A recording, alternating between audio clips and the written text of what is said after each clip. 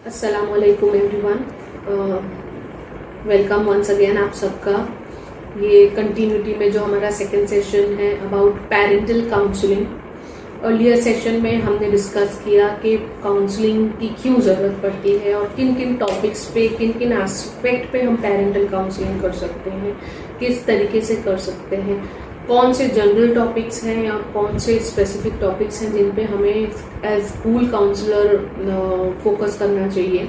Next session जो हमारा है उसमें हमने फोकस किया है कि एज अ काउंसलर कौन कौन सी क्वालिटीज हैं जो हमें पता होनी चाहिए, कौन कौन सी स्किल है जो हमारे पास होनी चाहिए, एंड कौन सा सही तरीका है पेरेंटल काउंसलिंग का without hampering the basic ethical rules of counselling. So उसके लिए सबसे पहले हमें ये जानना बहुत जरूरी है कि पेरेंट्स की रिक्वायरमेंट क्या होती है जब वो स्कूल काउंसलर के पास आते हैं या बाहर प्रोफेशनल काउंसलिंग के लिए जाते हैं। सो सबसे पहले उनकी रिक्वायरमेंट्स पे हम देखेंगे कि वो क्या होता है। सो ये हर एक एज क्राइटेरिया पे, हर एक ग्रुप के पेरेंट्स पे अप्लाई करता है। पहला, उनको ये बहुत कंसर्न होता है कि मेरा बच्चा स्कूल में कैसा कर रहा है, मेरे बच्चे की स्ट्रेंथ एंड वीकनेसेस क्या है। उनके डिलेड डेवलपमेंट का कंसर्न होता है कि कुछ बच्चे जल्दी राइटिंग डेवलप करते हैं, कुछ नहीं करते हैं, कुछ ओरली बहुत रिप्रेजेंटेटिव होते हैं, कुछ लोग ओरली अपने आप को प्रेजेंट नहीं कर पाते हैं, कुछ शाय नेचर के होते हैं, कुछ आउटस्पोकन होते हैं, कुछ फिजिकली बहुत एक्टिव होते हैं।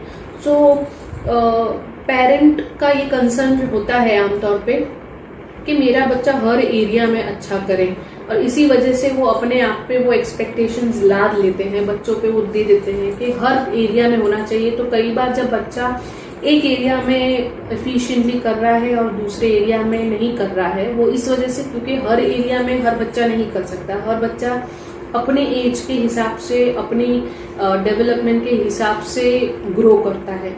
सो ये जो अनरियलिस्टिक एक्सपेक्टेशंस होती है उसकी वजह से पेरेंट्स एंजाइटी और स्ट्रेस में आ जाते हैं और उन्हें उस वक्त पेरेंटल काउंसलिंग की सख्त जरूरत होती है। प्री स्कूल्स में जब देखा जाए तो कुछ बच्चे होते हैं जो बहुत जल्दी राइटिंग ग्रिप उनकी आ जाती है, कुछ बच्चे होते हैं उनको पूरा साल लग जाता है राइटिंग ग्रिप डेवलप करने में। तो पेरेंट्स स्ट्रेस में आ जाता है कि बच्चा मेरा लिख नहीं पा रहा है, और वो उस चक्कर में उनके ऊपर बहुत प्रेशर डेवलप करते हैं, जिसकी वजह से उनका स्कूलिंग एक्सपीरियंस, ओवरऑल पढ़ाई का लर्निंग एक्सपीरियंस होता है वो नेगेटिव हो जाता है। सो ये एक ऐसा स्टेज है जहां हमें पेरेंटल काउंसलिंग करनी चाहिए।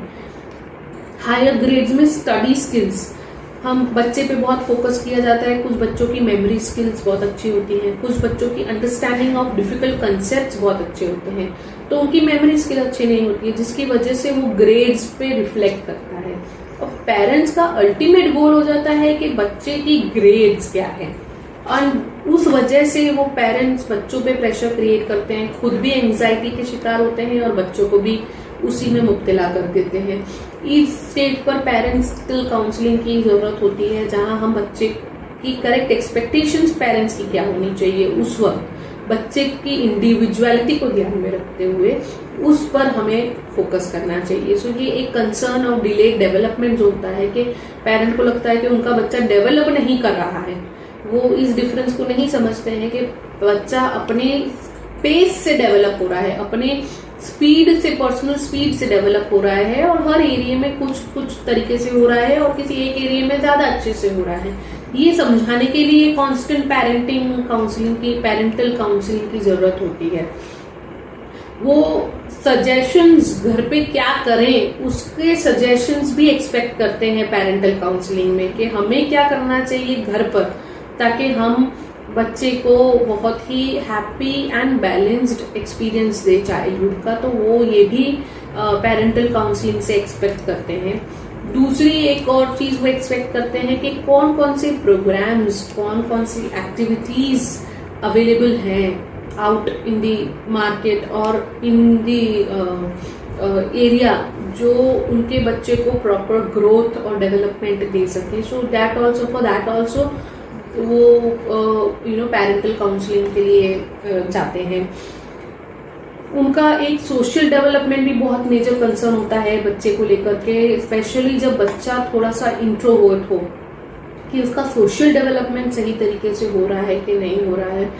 पेरेंट्स बच्चा कितना आउटस्पोकन है वो एक पैरामीटर बना लेते हैं उसके डेवलपमेंट को लेकर के, जो कि बहुत हद तक गलत है, क्योंकि हर बच्चे का नेचर अलग अलग होता है।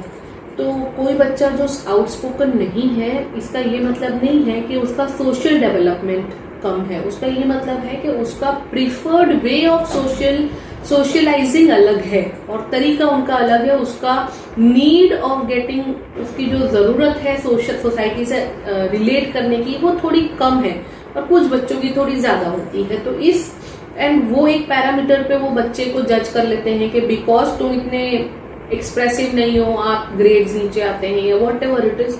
वहां एक पेरेंटल काउंसलिंग की बहुत बहुत बहुत जरूरत होती है पेरेंट्स को, टू एक्सप्लेन कि हर बच्चे का एप्टीट्यूड, पर्सनालिटी अलग अलग होती है and every child is okay अपनी अपनी जगह पे।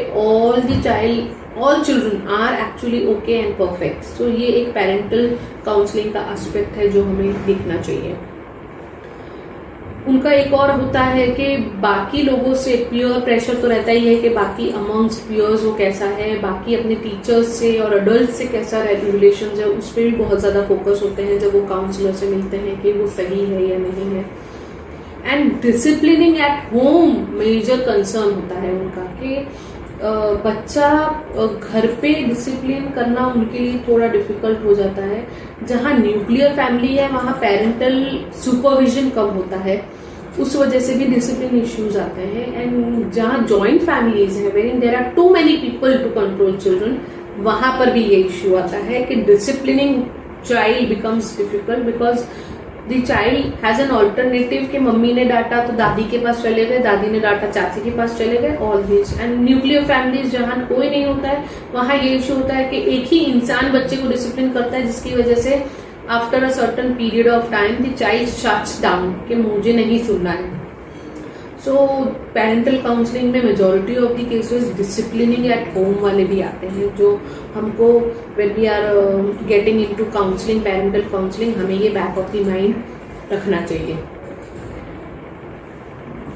कम्युनिकेशन, अगेन कई पेरेंट्स अवेयर होते हैं, कई पेरेंट्स अवेयर नहीं होते हैं that communication between parent and the child is the most important tool in managing children और रेजिंग चिल्ड्रन।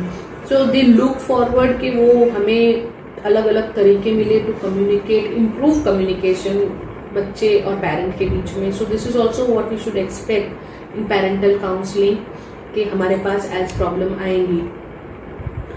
दूसरा होता है when there is a change in the family, major change like death और financial crisis या displacement from one place to another, वो भी बच्चे पे बहुत हावी होता है कई बार।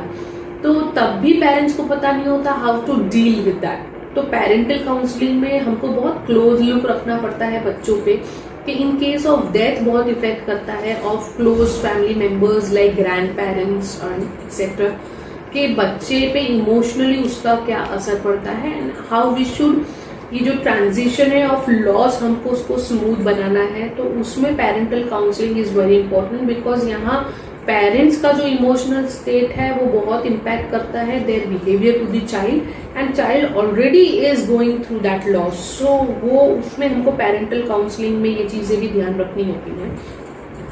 They also ask for resources available in the society कि अगर हमें बच्चे के लिए अपब्रिंगिंग के लिए बेटर करना है, so what all things are available. So as a counsellor हमारे पास इक्विप्ड इंफॉर्मेशन होनी चाहिए कि हम बच्चे के लिए क्या क्या रिसोर्सेज उन्हें बता सकते हैं। So this is one of the aspect that parent expect from a counsellor to be good with. Again हमने पहले भी जैसे डिस्कस किया कि फाइनेंशियल रिसोर्सेज एंड ऑप्शंस जो अवेलेबल होते हैं आउटसाइड दी स्कूल, हमें वो सब पता होने चाहिए ताकि हम उन्हें उस रास्ते पे गाइड कर सकें। एंड अगेन मेजर जो बिहेवियरल इश्यूज होते हैं, sleeping habits, food habits, talking back, बच्चे की जनरल जो बिहेवियर होता है उससे रिलेटेड काउंसलर्स के पास बहुत इश्यूज पेरेंट्स की एक्सपेक्टेशन पे आते हैं। So now when we have all this variety, what are the duties as a counsellor हमें जो रखना है कि भाई वी शुड नो कि हमारे पास ये चीजें आने वाली हैं. So as what is our duty to be ready. अब वो एज अ प्रोफेशनल काउंसलर आप बैठे हैं या आप एज टीचर एज काउंसलर बैठे हैं. हर टीचर काउंसलर हो सकते हैं अपने अपने बच्चों के लिए. तो अगर हम थोड़ा सा अपनी ड्यूटीज को कॉन्शियसली पॉलिश कर लें, थोड़ी सी समझ लें काउंसलिंग की बेसिक्स को, तो हम बहुत, क्योंकि आमतौर पे सबसे पहला जो इंसान होता है जिसके पास माँ बाप अपनी तकलीफ लेके जाते हैं वो एक टीचर होता है. तो मेरे ख्याल से हर टीचर को बेसिक्स काउंसलिंग की समझ करके, एंड इसीलिए ये पर्पस भी है इस सेशन का कि समझ लें कि ये सारी प्रॉब्लम्स आ सकती हैं, हमारी क्या ड्यूटीज हैं. हमको अब टीचर के रोल से निकलकर काउंसलर का रोल अपनाना है, तो हमें क्या चेंजेस लाने हैं हमारे एटीट्यूड में, हमारे बिहेवियर में. हमें क्या क्या चीजें पता होनी चाहिए. As a maths teacher I know all the maths concept, but उसके साथ साथ as a counsellor I should be aware कि बाहर क्या क्या चीजें मेरे स्टूडेंट्स के लिए अवेलेबल हो सकती है, ताकि हम पेरेंट्स को गाइड करें. सो एज अ टीचर हमारी रिस्पॉन्सिबिलिटी बहुत बहुत बहुत ज्यादा है, क्योंकि हमारे पास वो जनरेशन है जो आगे जाके लीड करने वाली है. सो इसको ध्यान में रखते हुए हमें एज ड्यूटीज क्या क्या है, हमें क्या क्या पता होना, क्या क्या होना चाहिए, वो एक रफली हम डिस्कस कर लेंगे. एक हमारे पास गाइडिंग प्लान होना चाहिए कि भाई इस कैटेगरी की हमारे पास प्रॉब्लम्स होंगी तो हम ये अप्लाई करेंगे. फॉर एग्जाम्पल अगर लर्निंग डिसेबिलिटी वाले बच्चे हुए जो एकेडमिकली प्रॉब्लम हुए, तो कौन कौन से रिसोर्सेज हमारे पास अवेलेबल हैं वो हमारे पास लिस्टेड होनी चाहिए. बिहेवियर इशू वाले हैं तो सीवियर इश्यूज में हम क्या क्या करेंगे वो हम लिस्ट डाउन कर सकते हैं. अगर हमारे पास फैमिली इश्यूज वाले बच्चे हैं तो हम क्या क्या करेंगे. तो गाइडेंस जो प्लान है वो हमारे पास return format as well as discuss करके अपडेट करते रहना चाहिए कि भाई this is what we are going to do. दूसरा, हमें काउंसलिंग करते वक्त अगर पेरेंट हमारे पास कोई दिक्कत लेकर आए हैं तो हमें सिर्फ ऐसा नहीं कि पेरेंट्स से इंटरेक्ट कर लिया और हमारी ड्यूटी खत्म हो गई. अगर उसको सॉल्व करने के लिए हमें अगर बच्चों से अप्रोच करना पड़ता है, we should approach the child. हमें अगर किसी फैमिली मेंबर को अप्रोच करना पड़ता है, किसी सोसाइटी मेंबर को अप्रोच करना पड़ता है, किसी दूसरी टीचर को अप्रोच करना पड़ता है, तो we have to plan all this also. ऐसा नहीं जो प्रॉब्लम लेकर आया उससे डिस्कस कर ली, उसको सोल्यूशन बता दिया और खत्म हो गया.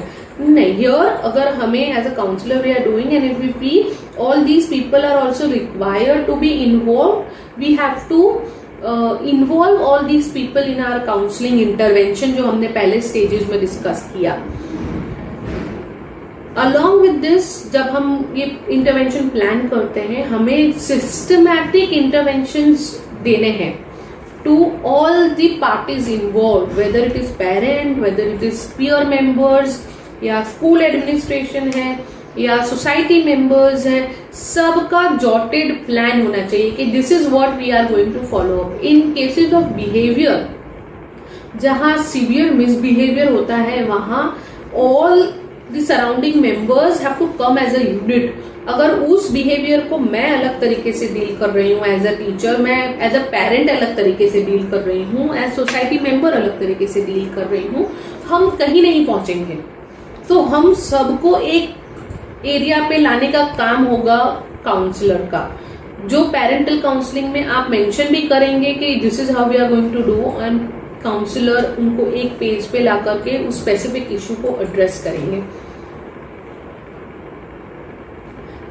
अगेन बहुत बेसिक जो बच्चों को एडजस्टमेंट इश्यूज आते हैं उसको भी हैंडल करने के लिए हम इक्विप होने चाहिए. जैसे मैंने बताया पहले भी कि फैमिली लॉस हो जाता है, बच्चे ड्रॉप आउट ले लेते हैं, उनको पता ही नहीं होता किससे बात करना. कई बार फेलियर के डर से बच्चे ड्रॉप कर देते हैं. कई बार क्लास 10 के बाद बच्चे अटेम्प्ट ही नहीं करते हैं क्लास 11, 12, क्योंकि उनके दिमाग में पहले से होता है कि it is very difficult and I will not be able to do it. So उन केसेस में भी हमको प्रीडिस्पोजिशन कायम करते हुए हमको ये देखना है कि भाई what are the coming hurdles, and parental guidance में उसको ला करके हमें उसको एडवांस में इंफॉर्मेशन प्रोवाइड करके उसे एलिमिनेट करना है. फॉर सीवियर केसेस जहाँ स्पेशल बच्चे हैं या बिहेवियर मिसबिहेवियर वाले बहुत सीवियर केसेस हैं या एडिक्शंस के केस हैं, वहां हमें proper treatment plan, proper diagnosis, third party involve करनी है तो वो करके, and we have to give, this is once a person comes with a problem, हमारे पास जब वो पेरेंट एज अ प्रॉब्लम लेकर आता है, वो हमारी ड्यूटी बन जाता है कि हम उसे गाइड कर दें कि उन्हें कहाँ कहाँ जाना है, हमारे एरिया में जितना आता है हम कर दें, उसके अलावा जो चीजें हैं ये हमारी ड्यूटी है कि हम बताएं कि इसके अलावा आपको यहाँ यहाँ यहाँ कंसल्ट करना चाहिए. This is also part of our duty as a counsellor. Again specialist, जैसे मैंने कहा, अगर आप उनको बता देते हैं एंड उससे भी आगे स्टेप अगर हम करें तो organise a meeting with those experts. अगर लर्निंग डिसेबिलिटी का केस है तो साइकोलॉजिस्ट जो टेस्टिंग करते हैं उनसे आप बुलवा करके उनसे मीटिंग करवा दीजिए and follow up with the reports कि भाई रिपोर्ट्स आई हैं तो व्हाट आर द रिपोर्ट्स, उसको ध्यान में रखते हुए हमें अपने लेसन प्लान्स में क्या चेंजिंग करने हैं, हमें उसको पढ़ाने के तरीके से क्या चेंजेस करने हैं. तो it's a huge responsibility when we are doing parental counselling, क्योंकि it is not like just coming और बात की और हल कर दिया और खत्म हो गया. When you do parental counselling somewhere, जैसे मैंने पहला बताया था आपको कि there is relationship building and there is trust building. जब पेरेंट आपके पास आते हैं तो वो एक ट्रस्ट के साथ आते हैं कि हम मिलकर के इस प्रॉब्लम का सोल्यूशन लाएंगे. तो उसके लिए जिस भी एक्सटेंट तक हमको जाना पड़े हमको जाना चाहिए. And I would request school administration कि वो ऐसा एनवायरमेंट प्रोवाइड करें अपनी टीचर्स को जो काउंसलिंग कर रही है पेरेंट्स की, या स्पेशल काउंसलर्स जो आपने बिठा रखे हैं स्कूल में, कि वो उन पेरेंट का हैंड होल्डिंग करके उनको लास्ट गोल तक अचीव करें. There are ethical and legal standards to be followed. अब हम क्योंकि प्रोफेशनल काउंसलिंग करें तो वो लोग सीखे हुए होते हैं, बट टीचर्स अगर हम एज काउंसलर्स कर रहे हैं या स्कूल में काउंसलर्स कर रहे हैं तो जो बेसिक एथिकल गाइडलाइंस हैं, नॉट बीइंग जजमेंटल, उनकी प्रिवेसी मेंटेन करना, बच्चे को ग्रुप में पॉइंट आउट नहीं करना, these are very basic ethical rules that we need to follow while doing parental counselling. सबसे बेसिक है कि जजमेंटल आपको नहीं होना है with parents, because when parents share something वो आपसे सही या गलत है उसकी उम्मीद लेकर नहीं आए हैं. They are sharing fact with you कि ये हुआ है, सही हुआ है, गलत हुआ है. आप अपनी बातों से, अपने उससे आप उनको बताइए कि वो खुद सोचे ये सही हुआ है, ये गलत हुआ है, ना कि जजमेंटल होके कि भाई मैंने बच्चे को मारा, ओहो आपने बच्चे को मारा, गलत किया. This should not be your tone. Your tone should be okay मारा, क्यों, क्या उससे सॉल्यूशन आया. Drive the parent to the solution, conclusion कि भाई मैंने मारा लेकिन वो काम नहीं आया तो क्यों मारा. लेट देम, बिकॉज जैसे मैंने पहले कहा कि पेरेंटल काउंसलिंग का जो बेसिक इंटेंशन है वो है पेरेंट्स में स्किल डेवलप करना टू मैनेज चिल्ड्रन, ना कि उनको टेम्पररीली सही गलत का ज्ञान देना. उनको स्किल देना पड़ेगा कि ओके आपको गुस्सा आया तो give them skill to control that anger and logically सोचे वो कि मैं इस वक्त अपने गुस्से को कैसे शांत कर सकता हूँ. तो this is what we need to do as counselor to the parents. Again, evaluation and termination is very important aspect. हमने दे तो दिया, हमने इंटरवेंशन प्लान कर लिया, लेकिन हमारे पास उस इंटरवेंशन की इफेक्टिवनेस मेजर करने का प्लान रेडी होना चाहिए. Because any action plan without evaluation is incomplete, because you never know whether वो काम किया है कि नहीं किया है. सो इवेल्युएशन के साथ ready, and once after evaluating you know कि it is done, then terminate your intervention and let them continue with what is effective in handling and managing that specific crisis. So this is what we discussed about duties. Now बहुत pinpoint के साथ I would like to have the traits जो एक counsellor में होने चाहिए. ये आप ये कह सकते हैं कि ये आपके जनरल बिहेवियर में एज अ काउंसलर, टीचर्स हैं या एडमिनिस्ट्रेटिव काउंसलर है जो parents, anybody who is dealing with parent in counselling process, उन्हें ये सारी चीजें, ये सारे कैरेक्टरिस्टिक्स समझना बहुत बहुत इंपॉर्टेंट है. So let us start with number 1, that is be a good listener. Now when I से लिसनर, आई डोंट मीन कि आप वहां बैठे हैं बस सुने जा रहे हैं. I want active listener, very बिना कोई जजमेंट के आप उनको सीरियसली सुन रहे हैं. कही हुई और न कही हुई चीजें आपको, आप अगर एम्पैथेटिकली सोचेंगे, सुनेंगे, तो पेरेंट जो इंफॉर्मेशन आपको दे रहे हैं वो और उसके पीछे की फीलिंग्स आपको दोनों समझ आनी चाहिए. तो बी एन एम्पैथेटिक लिसनर, जिसको उसके पीछे की फीलिंग समझ आए कि भाई मैंने मारा बच्चे को, लेकिन वो हेल्पलेसनेस जिसकी वजह से पेरेंट्स फिजिकल हो गए. कई बार केस उसका नहीं होता है, कई बार केस एंगर मैनेजमेंट का होता है पेरेंट के साथ, तो वो अलग केस है, तब आपको फोकस अलग तरीके से करना है. लेकिन कई बार पेरेंट्स इतने हेल्पलेस हो जाते हैं कि नोइंग कि गलत है वो करते हैं. So understanding that is something, it's a very good quality that every parent also and every counselor should have, is be a good listener. Do not jump on giving this judgments. Second is be able to assess. आपको situation को assess करते आना चाहिए कि ये situation है, actually में इसमें क्या प्रॉब्लम है. तो assessment of the problem is very important skill जो काउंसलर के पास होनी चाहिए. उसे ओवरऑल पिक्चर में समझ आना चाहिए कि ये क्या प्रॉब्लम आ रही है, क्योंकि कई बार पेरेंट्स इंसिडेंसेस को लेकर के उसको प्रॉब्लम क्रिएट कर देते हैं और बैकग्राउंड में उसका लीडिंग फैक्टर नहीं देखते हैं. So as a parent, during parental counseling, you need to assess the whole situation in totality and find out कि what is the issue. दूसरा है be an excellent communicator. जिसको कम्युनिकेशन प्रॉब्लम हो उसे तो एक्चुअली काउंसलिंग करनी ही नहीं चाहिए. The one who cannot put across what he or she is thinking. So communication skill बहुत अच्छी होनी चाहिए एंड बहुत क्लियर होनी चाहिए कि what are you expecting. Always repeat what you understood from the facts. ऐसे नहीं पेरेंट ने बोला हमने समझ लिया, हमने एसेस कर लिया एंड खत्म हो गया. No, once you have assessed the situation, put it in words and reconfirm from parents that this is what you meant. आपने एक चीज सुन ली, उसके बाद अपने शब्दों में उसको बोल करके सामने वाले पेरेंट से करिए कि मैंने ये समझा, am I right? Take the confirmation के कई बार पेरेंट क्योंकि कम्युनिकेट अच्छे से नहीं कर पाते हैं, दे कम्युनिकेट समथिंग एल्स और हम उसको फिर असेस गलत तरीके से करेंगे. तो be an excellent communicator and communicate what you have understood, जो फैक्ट पेरेंट ने दिया है.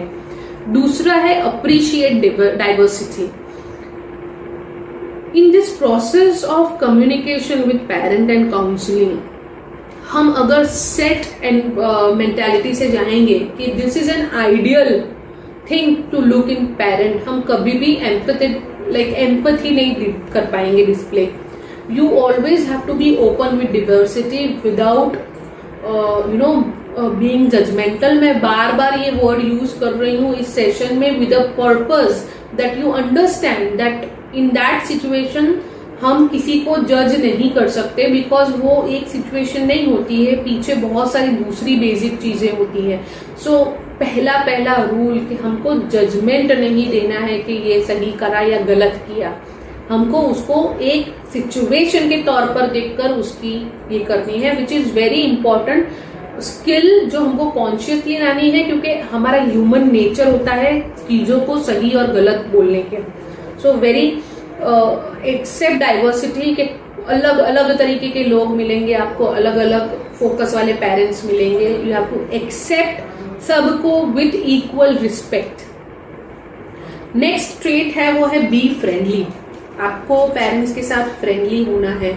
फ्रेंडली व्हेन आई से, आई डोंट वांट कि आप एक लिमिट क्रॉस करें. फ्रेंडली मीन्स पेरेंट्स को हेजिटेंट नहीं होने चाहिए कि भाई मैं इनको ये बोलूं कि नहीं बोलूं. Friendly to that level, not to a level very वो आपकी बात सुने और इग्नोर कर दे. So very thin line between being frank and being extra over friendly. वो लिमिटेशन हमें हमेशा ध्यान रखनी है. B authoritative. नाउ ये मेरे ही स्टेटमेंट को कॉन्ट्राडिक्ट कर रहा है. Be friendly and be authoritative. When I say be authoritative, I mean that हम एज अ काउंसलिंग, जब हम काउंसलर बैठे हैं, हमें पता होना चाहिए कि कहाँ हमें फर्म होके अथॉरिटी दिखा करके पेरेंट्स से कुछ चीजें करवानी है, क्योंकि कुछ चीजें ऐसी होती हैं जो फ्रेंडली होकर के डेमोक्रेटिकली नहीं किया जा सकता है, उन चीजों को हमें कंपल्जन करके करना है. So you should know that area where you have to be authoritative and tell parent that no, this is to be done. So that judgment a person needs to have very clear. Be well rounded, you should know everything and as I said, हम इस field में हैं तो हमें पता होना चाहिए कि क्या क्या चीजें अवेलेबल है, हम क्या क्या कर सकते हैं. एंड अगर नहीं है तो don't feel bad, and you can always ask, I will find out and let you know if I come across anything else. So be well rounded. Coordination is very important. You cannot mess up. आप mess नहीं कर सकते हैं. अगर आप coordinate नहीं करेंगे तो parental counseling will not work. So coordinate things very effectively. Evaluation again is सारे इंटरवेंशन की जान है कि evaluation has to be very good, whether things done is done properly और not. And have a sense of humour, because you know when you are going through the crisis of other people, it becomes very stressful. और अगर आप खुद stressful situation में रहेंगे, you will pass on that stress and anxiety to the parent. So try to make the situation light by not cracking jokes, but taking it कि life ऐसी ही है and it is normal to have these problems.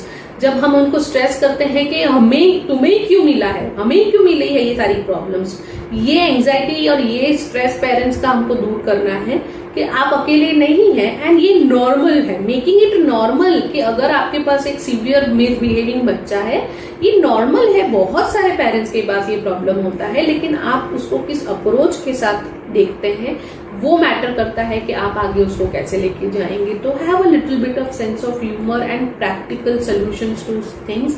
And I think parental counselling becomes a very बहुत experientially बहुत rich हो जाता है, क्योंकि आप उतने पेरेंट्स के नजरिए से लाइफ को और बच्चों को देखते हैं. तो एज अ काउंसलर आप एज अ पेरेंट तो आप अपने ही बच्चों को देखेंगे, लेकिन एज अ काउंसलर पेरेंट्स के नजरिए से आप इतने बच्चों को देख लेते हैं कि आप खुद इंफॉर्मेशन वाइज, आप खुद ट्रिक वाइज बहुत इफेक्टिव हो जाते हैं.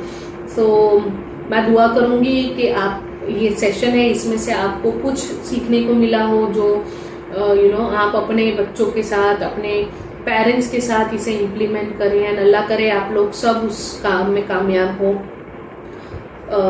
जज़ाकल्लाह खैर.